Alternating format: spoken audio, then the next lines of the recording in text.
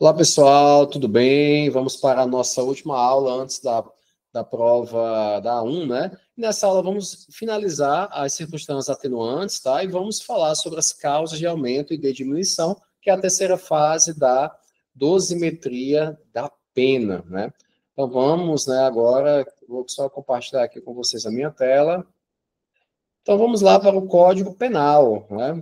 Pessoal, vamos aqui no artigo 66, tá?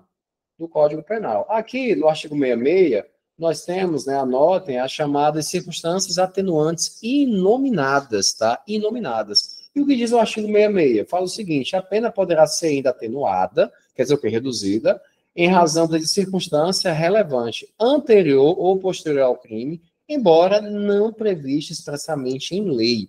Então, aqui, pessoal, é chamada atenuante, perdão, da clemência, né? Por exemplo, veja bem, aqui nós temos, ó, a atenuante, tá, expressa, né, expressamente, da confissão espontânea. O que é a confissão espontânea? O indivíduo, ele espontaneamente ele confessa o crime, sem nenhuma influência externa.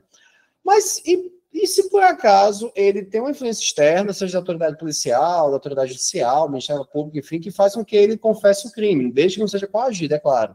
Então, tem uma confissão voluntária. Atenuaria a pena? Sim, pode incidir, sim, para atenuar a pena, mas não com base no artigo 65, a linha D, que fala da confissão espontânea, mas sim com fulcro no artigo 66, né?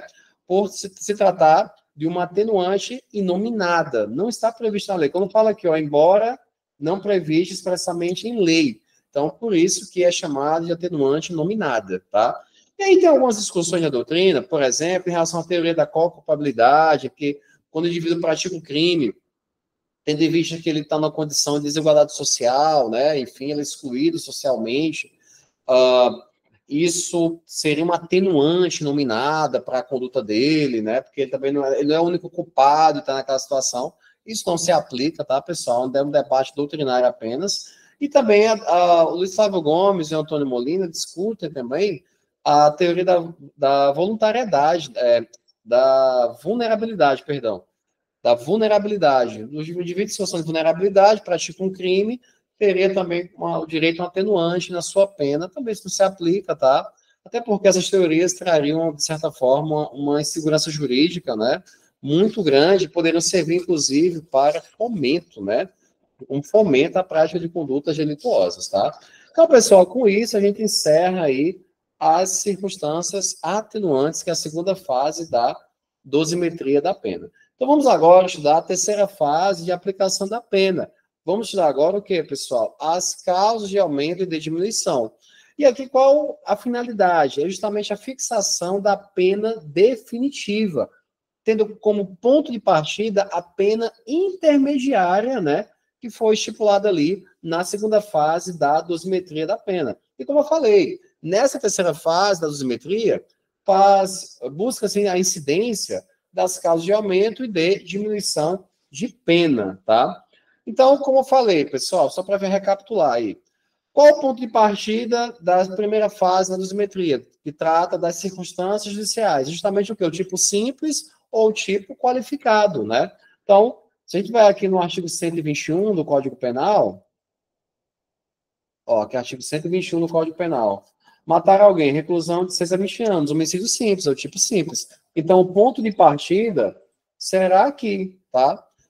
O tipo penal simples. Se for uma conduta qualificada, homicídio qualificado, por exemplo, ó, pena reclusão de 12 a 30 anos. Então, aqui será, tá?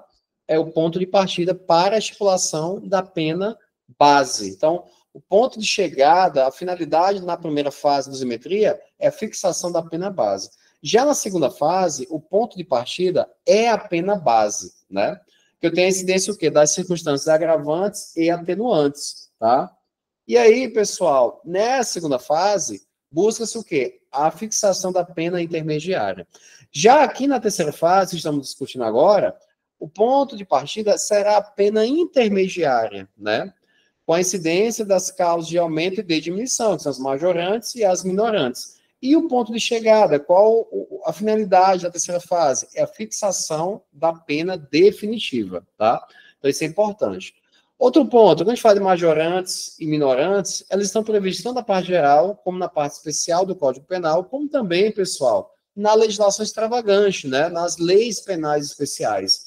E elas, comumente, estabelecem um quanto, né, que geralmente é uma fração de aumento ou diminuição. E esse quanto pode ser fixo, por exemplo, um aumento de 1/3, um aumento de 2/3, uma diminuição de 1/3, 2/3. Ou pode ser variável, de 1 a 2/3, né, por exemplo, de 1/3 a metade, tá? Então, pode ter isso aí, como por exemplo, ó, se a gente for ver lá no artigo 14, cadê aqui? Artigo 14 do Código Penal fala da tentativa, né? O crime tentado quando iniciada a execução não se consuma por circunstâncias alheias à vontade do agente. Parágrafo único fala assim, ó, salvo disposição em contrário, pune-se a tentativa com a pena correspondente ao crime consumado, olha só, diminuída de 1 a 2/3.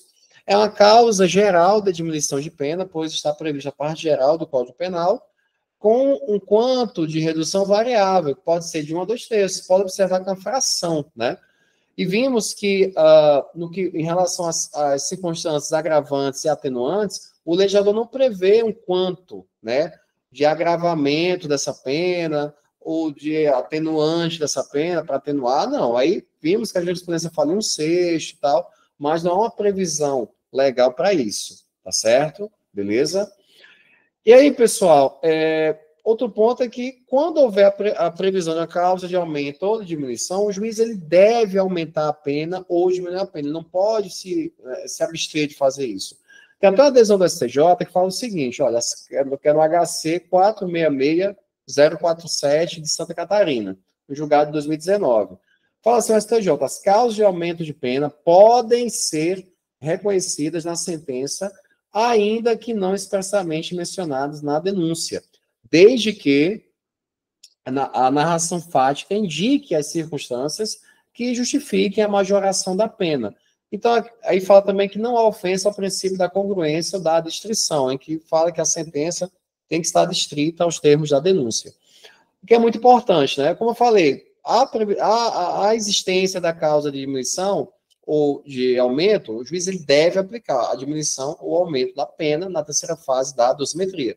Por exemplo, digamos que os fatos tratam de um roubo, né, em que o indivíduo, mediante grave ameaça, utilizando-se de uma faca, subtrai coisa ali móvel. Beleza, o celular, né, da vítima. E aí o Ministério Público denuncia ele por roubo simples, tá? Roubo simples. E nada fala em relação a majorante, né, do emprego de arma branca, que está lá no artigo 157, né, olha só. Então, o artigo 157 traz aqui, ó, a pena aumenta-se de 1/3 até a metade, é um aumento variável, né, se o agente, se a violência ou grave ameaça é exercida com o emprego de arma branca, tá? Então, aqui eu tenho uma causa especial de aumento de pena. Então, nesse caso, o MP nada falou na denúncia mencionando essa majorante, mas narra lá na denúncia que ele usou uma faca para realizar a subtração. Nesse caso, o juiz, na sentença, ele pode muito bem condenar o indivíduo por roubo majorado pelo emprego de arma branca. Isso não vai ser uma violação ao princípio da congruência ou da distinção, né? Como nós falamos aqui, como está aqui na adesão do STJ. Bem interessante, tá? E aí, pessoal, nós temos algumas situações importantes de concurso de causas de aumento e de diminuição. Então, o primeiro ponto, para você quiser anotar aí, é o concurso homogêneo de causas de aumento de pena. Concurso homogêneo de causas de aumento. Por que homogêneo? Porque eu tenho só causas de aumento. Quando ele fala de concurso heterogêneo, vai ter causa de aumento e diminuição em concurso. Por isso que aqui, no caso, somente causas de aumento. Então, 2 causas de aumento, por exemplo. Por isso que é um concurso homogêneo, certo? Então, dentro desse concurso homogêneo, nós temos alguns pontos. Primeiro ponto, causas de aumento previstas apenas na parte geral. Então, tenho 2 causas de aumento que estão lá na parte geral, por exemplo, do Código Penal. Então, nesse caso, eu tenho o quê? A incidência, pessoal, do princípio, né? A aplicação do princípio da incidência isolada. O juiz, ele sem escolha, né, ele deve aplicar as 2 causas de aumento. No entanto, o segundo aumento recai sobre a pena precedente, não sobre a pena já aumentada, tá? Então, eu tenho a pena de 5 anos, o juiz aplicou um aumento de 1 ano, foi para 6, né? E aí eu tenho um segundo aumento para aplicar, uma segunda causa de aumento. Vai aplicar, essa causa de aumento vai incidir em cima de 5 anos ou 6 anos? Em cima de 5 anos. Por isso que é o princípio da incidência isolada. Cada causa de aumento é aplicado de maneira isolada, tá? E aí, pessoal, não se aplica o princípio da incidência cumulativa, que seria o quê? 5 anos, a pena intermediária. Eu vou aplicar uma primeira causa de aumento, vai para 6. Aí eu aplicaria a segunda causa de aumento em cima de 6 anos, que seria a pena já aumentada. Isso não pode, tá? Não é possível, até porque isso é prejudicial ao réu e não é cabível, beleza?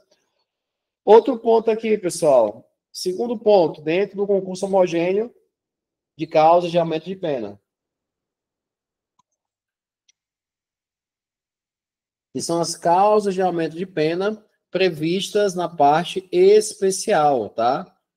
Causas de aumento de pena previstas na parte especial. Então, veja só.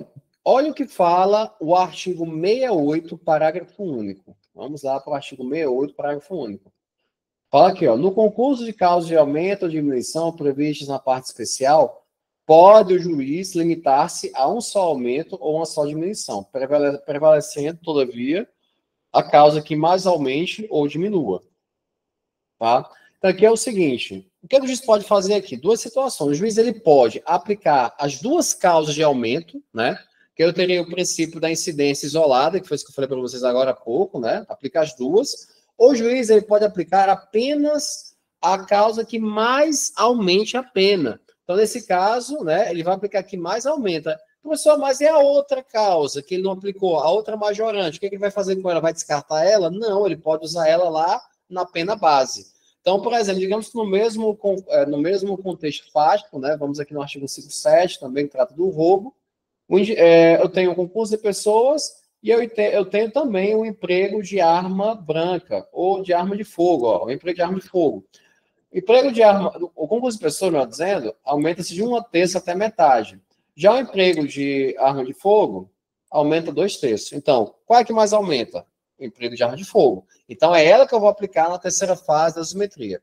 E o fato aqui que ele agiu em concurso de pessoas, que eu tenho outra causa de aumento, eu faço o que com ela? Aplico lá na pena base, conforme, né, a doutrina especifica sobre isso. Tá, pessoal? Então, essas duas situações, aplicar as duas majorantes ou aplicar apenas a causa que mais aumente a pena e a outra causa de aumento ele aplica na pena base, tá certo? Terceiro ponto aqui é quando eu tenho uma causa de aumento na parte geral e uma causa de aumento também na parte especial. Então, o que a juiz vai fazer aqui? Ele deve aplicar as duas causas de aumento.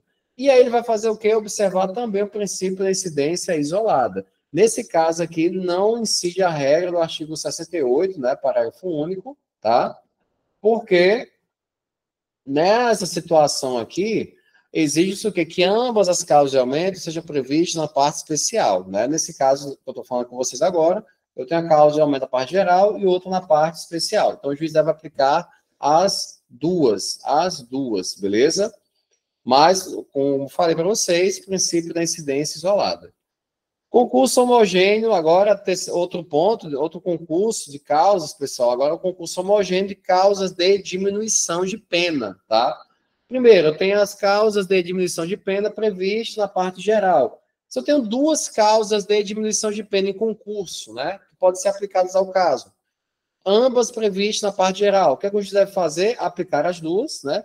E nesse caso, eu tenho o princípio da incidência cumulativa. A segunda diminuição recai sobre a pena já diminuída.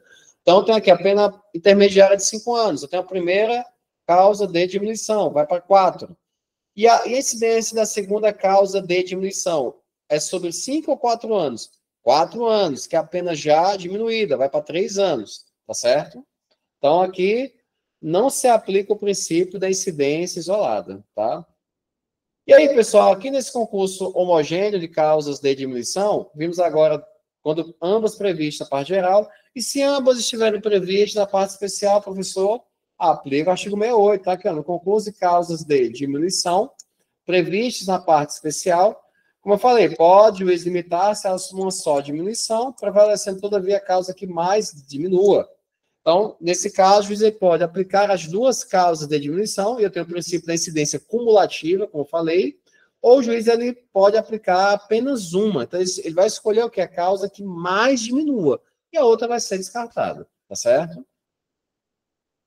E eu tenho como terceiro ponto, no concurso homogêneo de causas de diminuição, as previstas, quando eu tenho uma prevista na parte geral e outra na parte especial. Nesse caso, deve o juiz aplicar as duas, princípio da incidência cumulativa também, e não vai incidir aqui o artigo 68, parágrafo único, porque aqui exige que ambas as causas de diminuição estejam previstas na parte especial, tá? Beleza? Então, tudo isso aqui é o concurso homogêneo. Aí, quando eu tenho uma causa de aumento e uma causa de diminuição, né? Aí eu tenho chamado concurso heterogêneo, de causa de aumento e de diminuição. E o que o juiz vai fazer, professor? Ele vai aplicar as duas. Não importa se são da parte geral ou especial, isso não importa. E eu tenho aqui a incidência do princípio, né, da incidência cumulativa. Então, 5 anos, aumentou mais um, foi para 6, e a causa de diminuição incide sobre 6 anos, tá? E não sobre 5 anos, porque eu tenho o princípio da incidência cumulativa, tá certo? Beleza? Então, pessoal, deixa eu só encerrar aqui a apresentação. Então, com isso, né, a gente encerra aqui o assunto da A1, tá? A próxima